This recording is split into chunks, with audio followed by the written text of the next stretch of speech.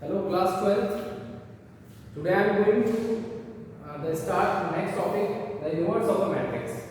तो last class में हम लोग एडजॉइंट पढ़ करके आए थे, तो अब हम लोगों को पढ़ना है क्या, inverse of a matrix. How to find the inverse of a matrix, matrix के इनवर्स कैसे आप निकालेंगे।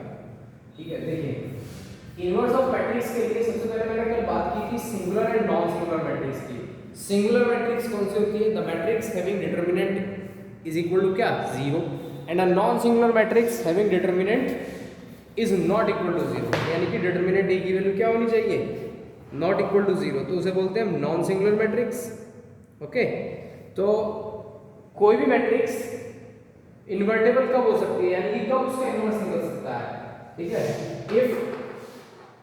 if a matrix is invertible matrix, यानी कि उसका इन्वर्स निकाला जा सकता है invertible matrix if A is non singular, यानी कि क्या हो, non singular, that means determinant A is not equal to 0 होना चाहिए। ठीक है, अगर मेरे पास में नॉन सिंगुलर मैट्रिक्स है तो मैं उसका इन्वर्स फाइंड आउट कर सकता हूं। अब इन्वर्स होगा क्या, value of A inverse that is 1 upon determinant A into adjoint A। Okay, this is the value of A inverse. तो A इनवर्स निकालने के लिए हमें क्या करना होगा, पहले डिटरमिनेंट A की वैल्यू फाइंड आउट करनी है। डिटरमिनेंट A अगर कैसा मेरे पास में नॉट इक्वल टू 0 है तो आपके पास में इनवर्स एग्जिस्ट करेगा, वरना नहीं।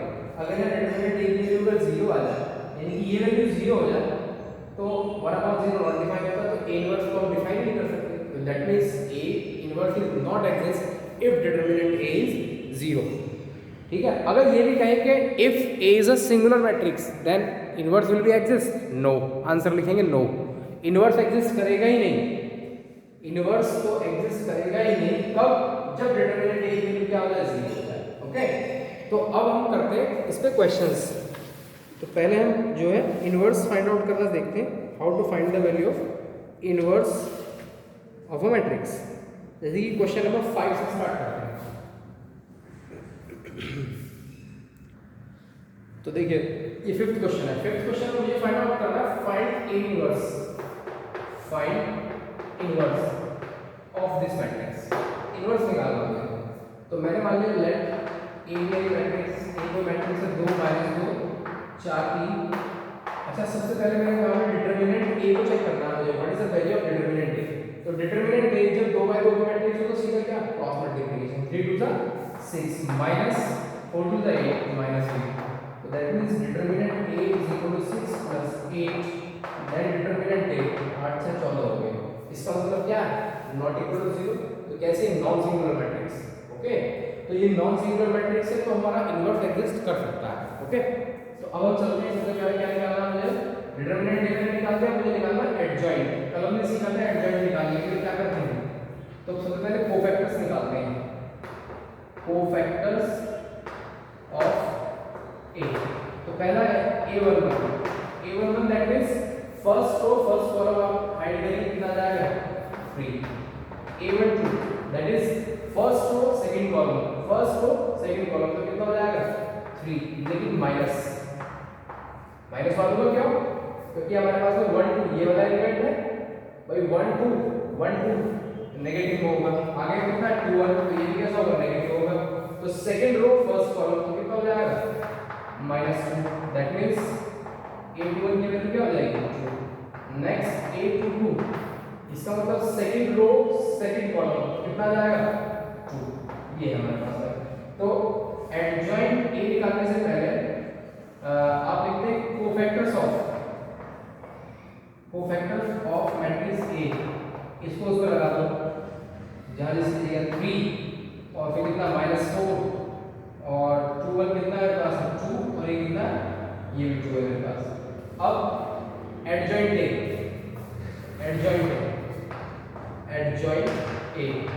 एडजॉइंट के लिए क्या करते हैं, इसका ट्रांसपोज, तो इसका मतलब क्या, 3 - 4 2 और ये 2, ये होगा आपके पास में क्या, एडजॉइंट A। अब हमें क्या करना है, ये तो एडजॉइंट कितना है, अब मुझे निकालनी है A इनवर्स की। तो A इनवर्स के जो फॉर्मूला है वो है 1 अपॉन डिटरमिनेंट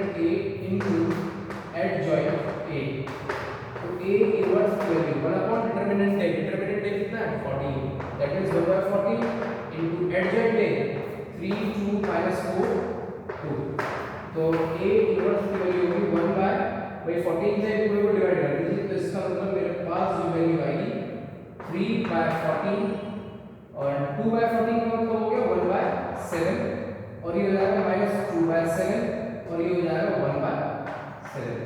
ये मेरे पास में है determinant A inverse, the value of A inverse. Okay, ये ए इनवर्स निकालने का तरीका होगा। ये तो 2/2 के लिए, ठीक है। तो ये ए इनवर्स निकालने का तरीका था 2/2 मैट्रिक्स के लिए। तो एक हम लोग 3/3 की मैट्रिक्स में देखते हैं, ठीक है। 3/3 की मैट्रिक्स में कैसे आप ए इनवर्स फाइंड आउट करेंगे।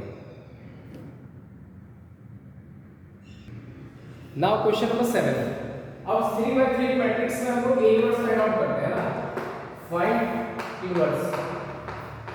ओके, तो इनवर्स निकालने के लिए मैंने मान लिया लेट एबीएन मैट्रिक्स 1 0 0 2 2 0 3 4 5। अच्छा, अब यहाँ जो मेरे पास है, ये है मेरे पास मेरा ए, तो मैं क्या निकालता हूँ, डिटरमिनेंट ए फाइंड आउट करता हूँ। Determinant A, how to find the determinant A, मैंने बताया था एक्सपेंड करने के लिए जिसमें मैक्सिमम 0 हो, सबसे ज्यादा 0 इसमें तो है और इसमें भी है, तो आप इस कॉलम के अलावा एक्सपेंड करते हैं, रो के अलावा एक्सपेंड कर लेते, तो इसी के अलावा एक्सपेंड कर लेते। तो ये आ गया 1, पहली रो और पहला कॉलम छुपा दिया आपने, तो कितना हो जाएगा भाई, ये एलिमेंट होता है मेरे पास में 1 1, इसका मतलब फर्स्ट और फर्स्ट कॉलम को छुपा लो, तो बस, तो क्या हो जाएगा मेरे पास में फर्स्ट और फर्स्ट कॉलम, तो बचेगा 2 4 0 5। अच्छा, अगले में 0, अगले में फिर 0, उन्हें लिखने की कोई जरूरत नहीं, 0 ही आएंगे। तो डिटरमिनेंट ए की वैल्यू आ जाएगी मेरे पास में 5 2 10 और -0, दैट मींस डिटरमिनेंट ए कितना जाएगा 10। ओके, तो इसका मतलब है नॉन सिंगुलर मैट्रिक्स है, इसका इनवर्स निकाला जा सकता है। आगे बढ़ते हैं, तो इनवर्स निकालने के लिए सबसे पहले मुझे कोफैक्टर्स निकालने हैं। तो कोफैक्टर्स के लिए मैं निकाल दूं पहले a11, that means first column का एलिमेंट। तो a11 पॉजिटिव तो रहेगा, तो ये आपने छुपा लिया, कितना बचेगा आपके पास में, ये हो गया 2 4 0 5। तो a11 की वैल्यू हो गई 5 2 10 और -0, तो 10 आ गया। नेक्स्ट, अब बात करता हूं मैं a12 में नेगेटिव आया, 12 में क्या आया, नेगेटिव। तो first row second column, first row second column, first row second column, तो 0 4 0 5 0 4 0 5। तो a12 की वैल्यू आ गई मेरे पास में 5 0 0, खत्म हुआ क्या, 0। नेक्स्ट है a13, that means first row third column, इन्हें ऐड कीजिए, तो 0 2 0 0 0 2 0 0 मल्टीप्लाई, क्या आ जाएगा, a13 का क्या 0। Next a21, that means second row first column 2 3 0 5 2 3 0 5। तो a21 की जो वैल्यू आ गई मेरे पास में, क्या है, 5 2 10 10 0, भाई 3 into 0 0 रहेगा, तो 10 0 आ गया।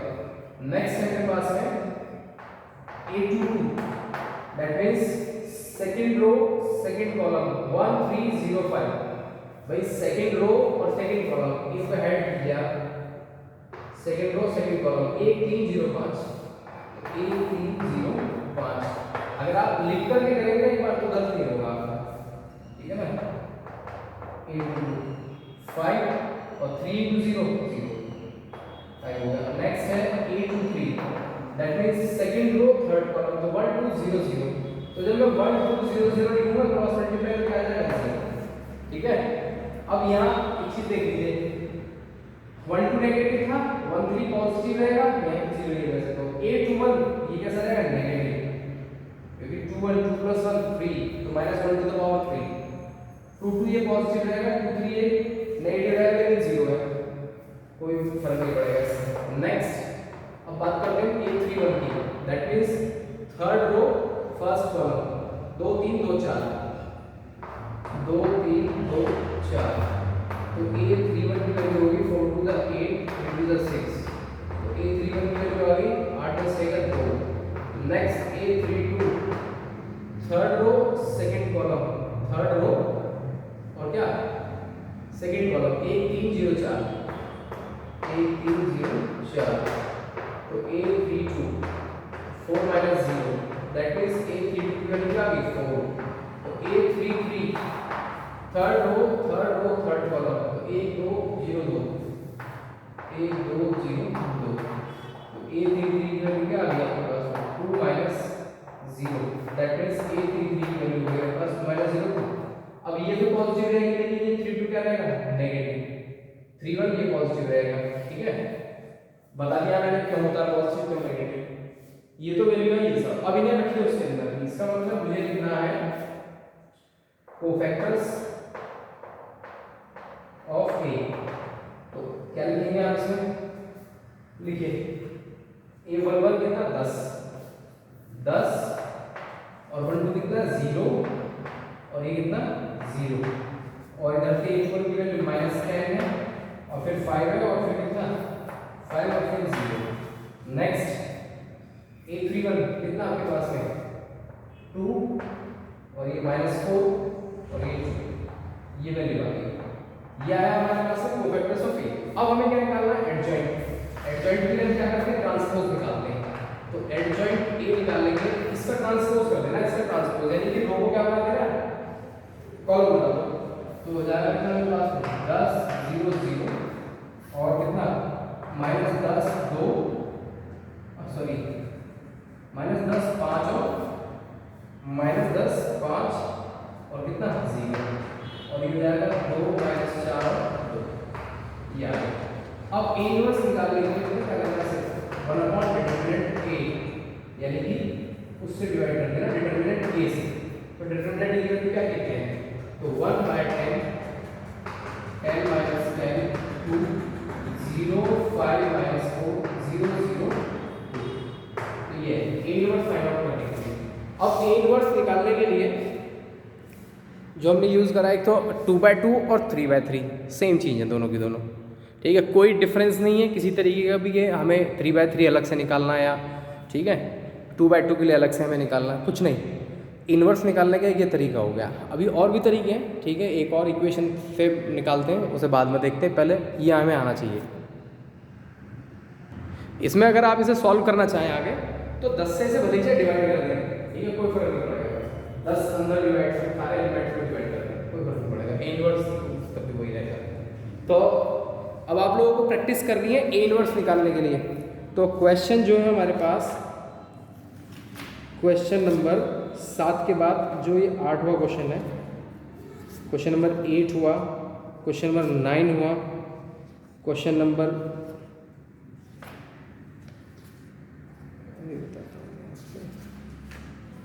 10 तक बिल्कुल सेम इसी तरीके से करना है, क्वेश्चन नंबर 10 तक। ओके, उसके बाद में 11 भी सेम ऐसे ही है, इनवर्स निकालना है। तो 12 13 14 इन्हें डिस्कस करते हैं नेक्स्ट क्लास में। Okay, thank you.